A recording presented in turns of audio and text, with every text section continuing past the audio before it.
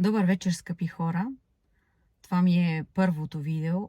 Може би ми е малко странно така да се записвам на телефона и да говоря на камерата. Но просто исках да споделя някои мои мисли.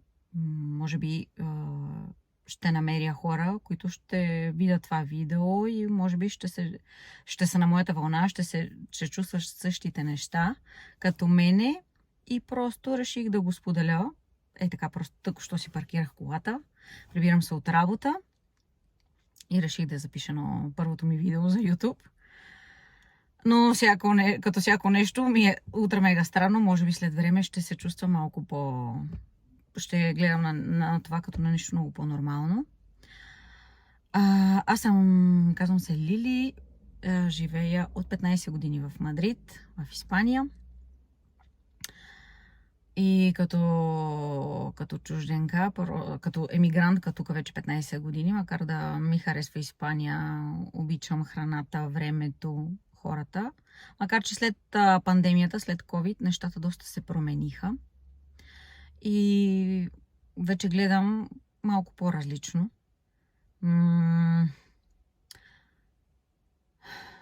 И така, просто в последно време много бих искала да се пребера в България. От няколко години вече в главата ми се върти това нещо. И обаче, като гледам какво се случва, изобщо хем искам да се пребера, хем не искам да се пребера. Тук в чужбина едно време може би хората са могли да работят за повече пари, да спестят, да направиш някакви неща, да си купиш апартамент, кола, да спестиш пари. До сега е много по-трудно, почти пари не остават. Работиш, колкото и да работиш, парите заминават. Вече не ти остават толкова, освен ако не живееш скотски живот, никакви пари да не харчиш и да ти остават някакви пари. Така да, обаче ако хем искаш да живееш, хем да спестяваш, просто няма как да се случат нещата. И така.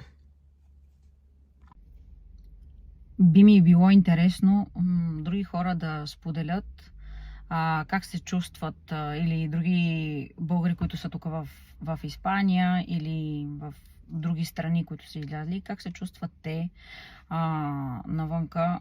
Смятат ли, че преди време живот е бил по-добре тук, в смисъл от към финансовата част, нали? Има и други аспекти, които е по-добре, но да кажем, дали им се е влошил. Мисля, че навсякъде се е влошил. Смятат ли да се завърнат в България? И те като мене се притесняват, тъй като в България, като гледам, вместо нещо да има подобрение, то мисля, че по-зле става. Дори обаче това се дължи в крайна сметка не на държавата като територия, а на хората. Ние българите в крайна сметка сме се виновни. Онзи ден, тук, тъй като септември месец излизам отпуска, и реших всяка година, аз когато някой ме замества, вместо моят шеф да си търси хора, аз винаги пускам обява. Има една група тук в Мадрид. И винаги пускам обява, някой ако си търси, да мога да помогна някой човек да си изкара някой лев. Но сега след последната, като че ли вече няма да пускам повече. Изобщо моя шеф, той веднага ще си намери да си търси и това хората почват веднага да критикуват, веднага почват да се заяждат. Аз не мога да го разбера. Значи след като примерно нещо не те интересува или не ти харесва, просто подмини. Не е нужно веднага да почнеш да излъчваш жлъч, да оплюваш и така нататък. Аз не мога да разбера защо ние българите сме толкова разединени. Другите народи, примерно като румънците, за тях имам наблюдение, те са много по-обединени. Значи, ако нещо не е окей, веднага много са задружни, веднага гледат да си помагат. Ние точно обратното. Ако може, ще те предсака, ако може, ще те оплюе, ще ти завиди.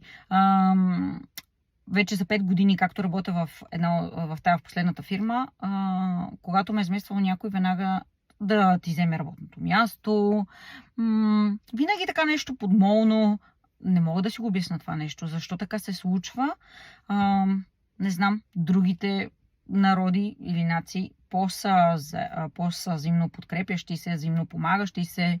Да, може да се плюват и те зад гърба, но поне когато се наложи си помагат. Ние точно обратното. Просто ако може ще те спъне, не знам, имаше една българска поговорка, на мен не може да ми е зле, ама на Вута и на него да му е зле. Или как беше, не мога да сета в момента. Просто не си го обяснявам. Гледам сега относно България, интересувам се и от политическия живот. Изобщо пълна трагедия. На никой не му дреме. Всеки гледа какво може да открадне, не знам, за неговото си лично благодетелстване и това е. До там се приключват нещата. Не само на политическо ниво, ма то дори в блока, тъй като не живееме в блок, дори там няма консенсус, дори там няма разбирателство. Просто не мога да си го обясня. Един покрив течеше, не може да събереш пари за покрив, никой не дава пари за чистачка, иначе всеки мрънка, че му е мръсно, обаче в същото време никой не иска да плаща. Няма как да се случат нещата. Просто. Иначе може да даваш пари за цигари или там за каквото и да е, обаче при за общите части не ми интересува, както каза моя комшия, ако ще и покрива да тече, мен изобщо не ме интересува. Просто нямам думи. Вместо да гледаме да сме по-обединени и да си помагаме едни други, не знам, дори да си по-учтив, по-любезен, не. Ние точно обратното. Навънка, тук в Испания най-вече, до тук имам наблюдения, хората може да са всякакви, обаче поне са любезни. Може да са фалшиви, може след като се обърнеш, деца вика да ти тегли една, но в крайна сметка поне е любезен, поне ти се усмихва, навсякъде където отидеш, по морето, хотели, болници, всичко. Докато в България, аз не мога да си обясна. Хем се жалват, че нямало туристи, че българските туристи ходили в Гърция и в Турция. Нормално, че ще ходиш там. В крайна сметка, те изгониха българските туристи. Като дойде българин, вече те гледат едва ли не ти си втора ръка човек. После искат, ако могат да те прецакат в сметката съответно. За тебе е най-кофтито.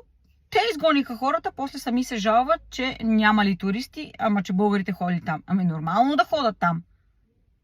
И цените са по-добри, и отношението е по-добро към хората. Всичко им е по-добро. Нормално да отидеш там.